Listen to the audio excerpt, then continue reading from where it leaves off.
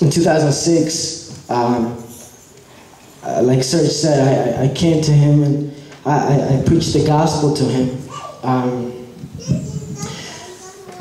And when I went up to him, you know, it was weird because I thought to myself many times, why am I talking to people about Jesus?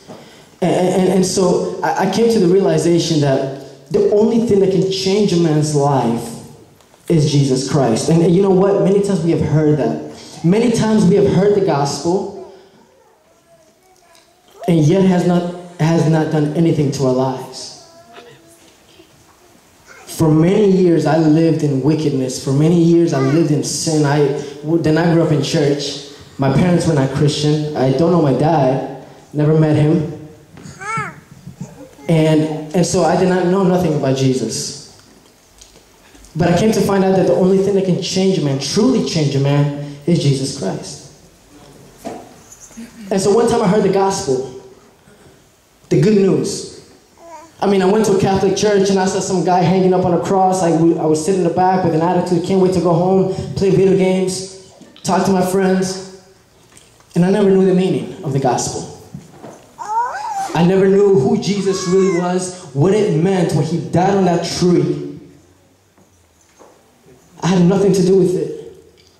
And I lived wickedly, in wickedness, to myself, for myself. Full of hate for my dad because I never met him. In pain, so many wounds. But the gospel changed my life. Now, what is the gospel?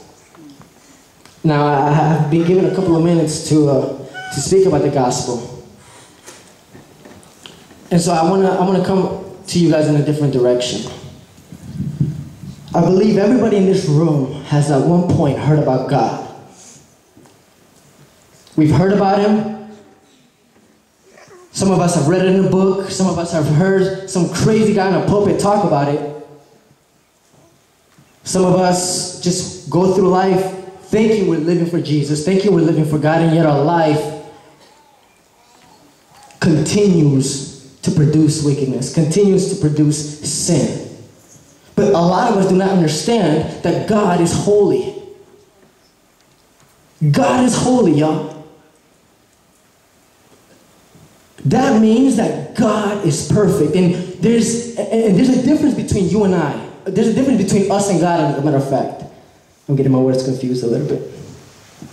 That you and I are sinners. And that God is holy. You have done nothing right in your life. I mean, you know what? You're a good person.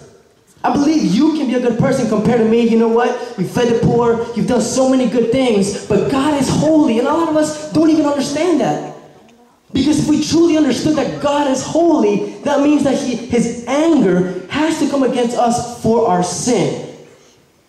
That means that us lying, us cheating, us lusting, us watching pornography, hating people, unforgiveness, sins of commission, sins of omission, everything that you do contradicts who God is. And God is perfect. There's nothing you can do to in a sense, be in the presence of God.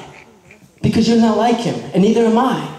And so there's a problem. Because God is, as much as he is holy, he is just.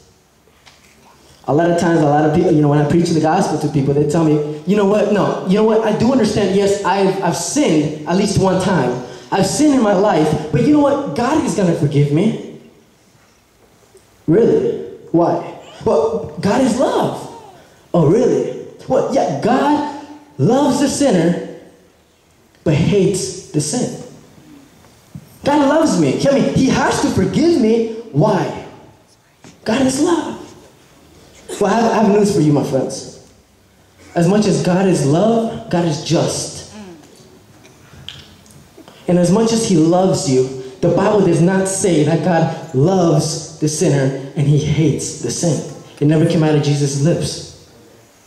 As a matter of fact, in Psalm 5:5, it says, God hates all who do wrong. God hates. And he has to come up with his anger. He has to come against sin. Something that you and I are full of. You and I, we've lied. You and I, we've cheated. You and I have hated. We have done so many things that is against the nature of God, that God has to come against us full of wrath, full of anger, and full of justice. And a lot of times we think, well, you know what? I'm a good person. I'm doing good things. I'm feeding the poor. I'm obeying my parents. I do good throughout the day. God has to forgive me. But the justice of God is perfect. It's perfect. That means that anytime you do wrong, He has to punish you.